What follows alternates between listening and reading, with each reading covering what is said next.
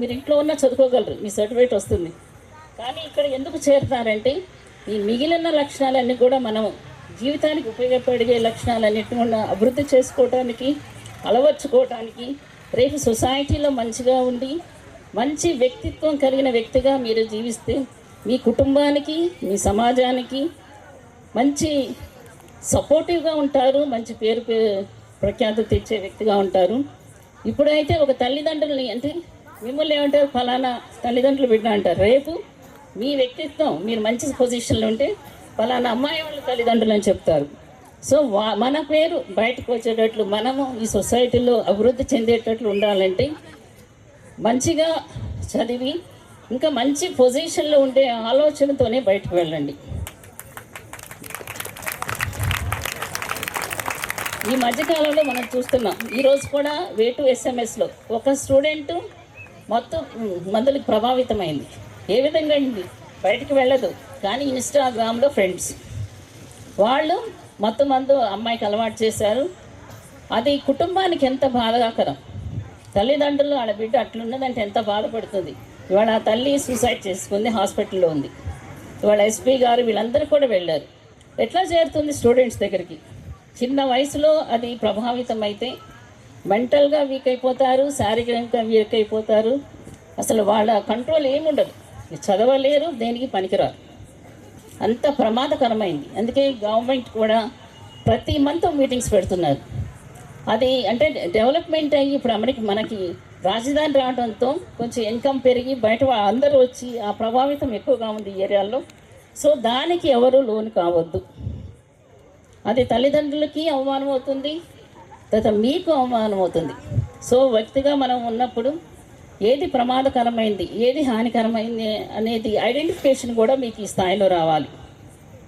మీరు అలాంటి వాటికి, అలాంటి ఫ్రెండ్షిప్లకి కానీ దగ్గరగా వెళ్ళొద్దు. ఓన్లీ మీ యొక్క బాధ్యత, మీ యొక్క పని ఏంటి అనేది. ఇప్పుడు జువాలజీలో ఒక నిచ్ అని ఉంటుంది, ప్రతి జీవికి ఒక క్రియ ఉంటుంది, అది చేసే స్థాయిని బట్టి. ఇప్పుడు ఉభయచరాలు కంటే అవి నీటిలో ఉంటాయి లేదా పైన ఉంటాయి, అక్కడక్కడ వాటి పని ఉంటుంది. అదే మన మనిషికి కూడా ఒక నిచ్ ఉంది, మనం మన జీవితంలో ఏదో ఒకటి చేయాల్సిందే. సో అది అనేది మంచి పొజిషన్లో ఉండి మంచిగా చేసేటట్లు మీరు అభివృద్ధి చెందాలి. మంచి ఇన్స్టిట్యూట్లో ఉన్నారు, మంచి డైరెక్షన్, తర్వాత మోటివేషన్ చేసే లెక్చరర్స్ ఉన్నారు, వాళ్ళ యొక్క అనుభవాలు ఉన్నాయి, తర్వాత వాళ్ళ యొక్క డైరెక్షన్ ఉన్నది. అంతేకాకుండా మంచి ఎక్కడ వెళితే ఎట్లా పిల్లలు సెటిల్ అవుతారన్న ఆలోచనతో ఉన్న మన అధ్యాపకులు ఉన్నారు, మీ డైరెక్టర్ గారు ఉన్నారు.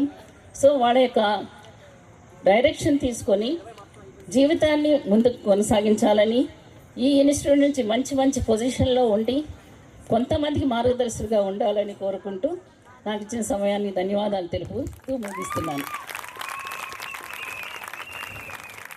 Thank you, ma'am, for giving such message.